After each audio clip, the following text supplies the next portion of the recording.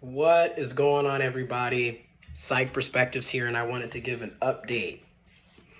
I was able to purchase a car, a newer car. I was able to finance a car, a newer car. Now, at the time, my credit score was 682. On Credit Karma, it showed 689. I do a lot of financial literacy education, counseling, coaching as a part of my job. So,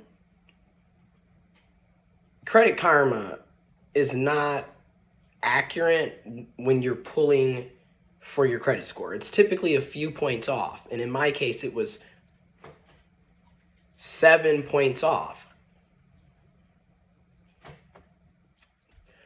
So, I got a pre-approval through my credit union.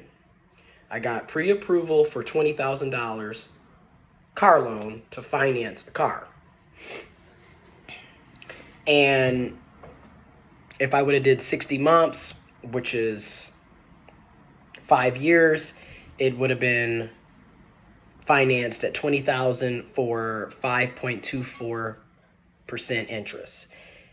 $20,000 at 72 months, which is 6 years, would have been 5.49%. So I knew through my pre-approval through my credit union that I could shop around in that range.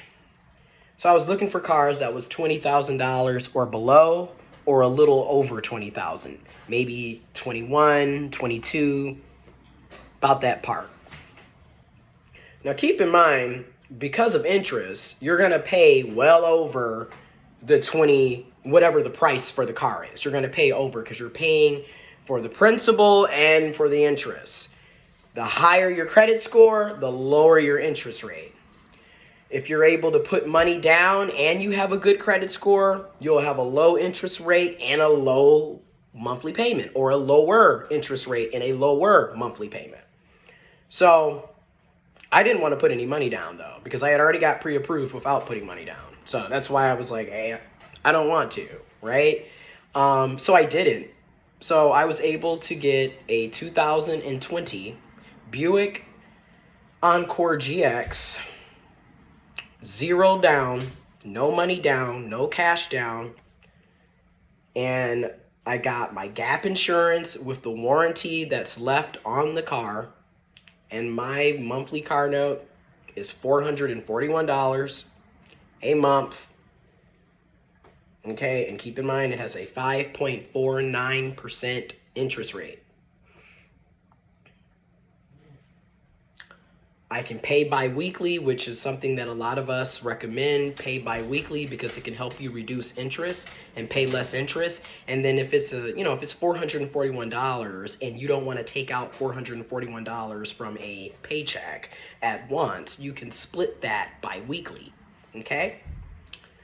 And honestly, because it's financed through my credit union, I can pull it up on my credit union's banking app and pay for it bi-weekly or every week if I wanted to, right? So I could be paying $110.25 a week, or $220.50 every 2 weeks, or the full $441 when it's due. But that's that. Then I also shopped around looking for cars. I went to like 5 different dealerships and test drove numerous cars, was all on the websites, going to the dealerships. Then I also shopped around for my car insurance because I had to get full coverage car insurance. I was lucky. I was able to get full coverage for $125 a month in the state of Michigan. And if you know anything about Michigan, we pay some of the highest car insurance because we have a horrible no-fault insurance program here that is terrible. Our rates are insane. So when you calculate, and again, I shopped around with car insurance. I went to Progressive, I went to Geico, I went to Allstate, I went to State Farm, I went to Liberty Mutual, I went to Huntington Insurance. I went to various insurance. I got quotes, I compared, I contrast, I researched, and that's how I made my decision. A lot of people don't know, I had been looking for a car seriously since September, Labor Day, September 2022. And I've been having car issues basically the past 3+ years.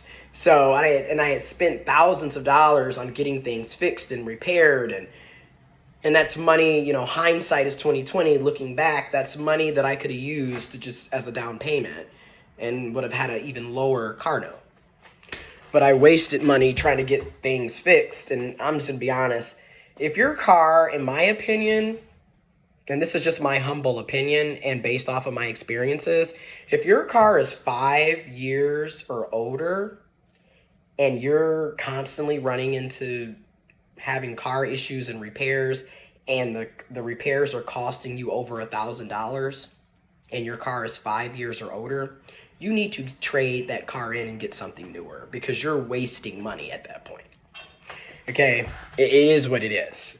It gets to a point where you're just nickeling and diming yourself and you're not getting anywhere. Now, if it's 5 years or younger and the repair is less than $1,000, then if you feel comfortable, in my opinion, get it fixed. But if you're constantly putting thousands of dollars into it and it's 5 years older, it's a cash cow at this point, and you're wasting money, in my opinion. And in my lived experiences. I mean, I basically wasted $10,000 or more in the past 3+ years dealing with my car. So that's what I mean by that was a down payment on a new car. I could be paying like $200 a month or something, $200 to $300 a month instead of $441. So it's just something to think about. So what I want to highlight and mention is, now let's look at the full price of everything. So you put that $441 for the car note, gap insurance, the warranty. Then you put in the $125 a month for 6 months, right? So I'll be doing that until August. But so $441 plus $125. I pay $566 a month to drive a car.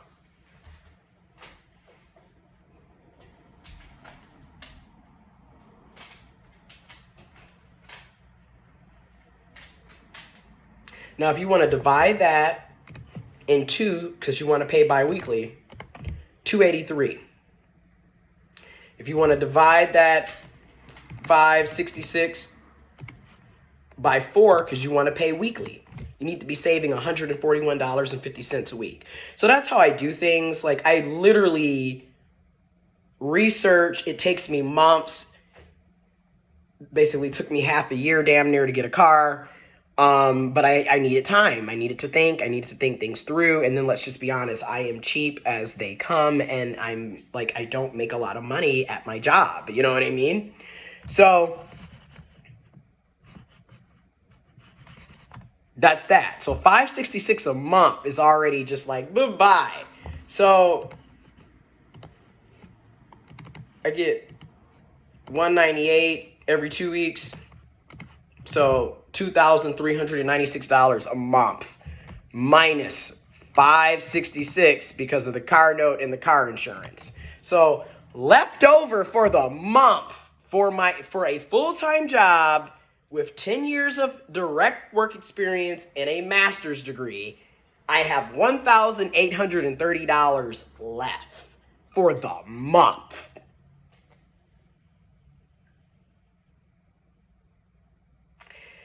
And I'm very grateful. I'm very thankful. I'm very blessed. I'm very privileged. I recognize my privileges. I don't take them for granted. I'm not, here to do a pity party. But transparency, that's not a lot of money for someone to be trying to live off of for the month in 2023 with inflation and today's cost of living, right? Now, keep in mind, this month, the utilities were $340. So you got $1,830 for the month minus $340 as well. So now you got $1,490 for the month. Oh, let's not forget your internet. That's 94 bucks. So really you got $1,396 for the month. Oh, let's not forget your phone bill. 143. Oh, so you really got $1,253 for the month. Oh my goodness. It just keeps going down. Oh, should probably get you some groceries. Luckily for me, well, it's kind of sad, but because I have Graves' disease, IBS, Crohn's, I don't really get an appetite like everybody, so I'm still able to do between, and this is serious, I do between 100 to maybe 250 a month in groceries. Maybe. So I'm going to put it in the middle, right? 100 to 250. I'm going to put it at like 175, right? For groceries. So now you have a $1,078 for the month. Oh, let's not forget, you need gas. Luckily, this new car, this 2020 Buick Encore GX, it has much better gas mileage than my Malibu. So it's like 30 miles in the city, 32 on the highway. And it's also 87 unleaded. And it's a regular, like, it's not a 6-cylinder engine. So it doesn't, so, and gas right now is like $3.30, $3.40 per gallon. So I should be able to put probably about 30, just to be friendly, we'll say we put 30 bucks in it a week. All right. Well, to be realistic, 35 a week. All right. So $140 for the month.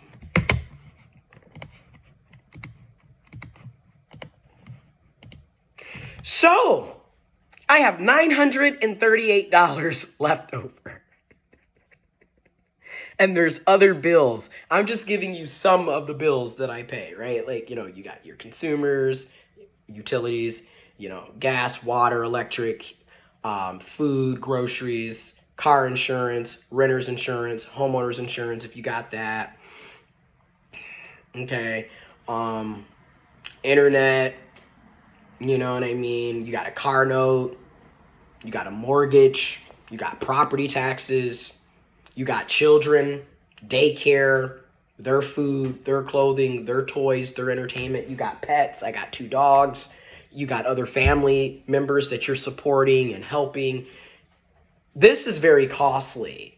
And just naming a few of the bills and responsibilities that I have, I'm left with less than $1,000 for the month.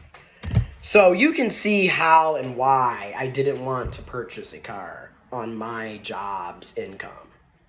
And then it's additional debt, right? I already owe $46,000 plus for student loans. I got about $2,000 worth of credit card debt. I got about $1,900 worth of medical debt. And now I just added, I think this was $26,000 after, all of the fees and the taxes. And then now with the interest, it's going to be about $31,000, $31 and a half thousand of additional debt. So, I got well over, 6 figures or a little under 6 figures worth of debt. And I have a job that pays me $40,000 a year before taxes and deductions. And then when I looked at my W-2, I didn't even get $40,000. Like I said, you lose about 20 to 25% of your income in taxes and deductions. My W-2s had me at $32,000 and some change, like 32, yeah, and some change. So